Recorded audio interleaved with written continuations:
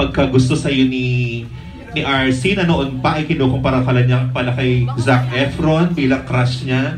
Yung ganong level, reaction? Siyempre, nakaka-flatter. Nakaka-flatter. Galing sa isang magandang babae katulad ni RC, diba? Tapos, lagi ang tinatanong sa akin kung ba't kami may chemistry. Sinasabi ko na dahil kay RC, hindi mahirap magkaroon ng chemistry sa isang babae katulad nga na, yun, maganda, value, and talented, gano'n. So, siya talaga yung dahilan.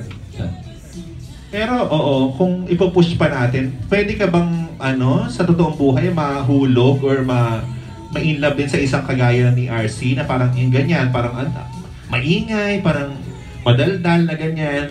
Okay ka doon? Oo naman, ba't naman hindi? Ang importante, okay kayong dalawa. Diba? At masaya naman kayo. Masaya naman siya kasama. Sobra. Kaya, pwede. Wow! O tapos, last na lang, Je. Ikaw naman, kamusta ka naman ngayon? Kamusta naman yung mo?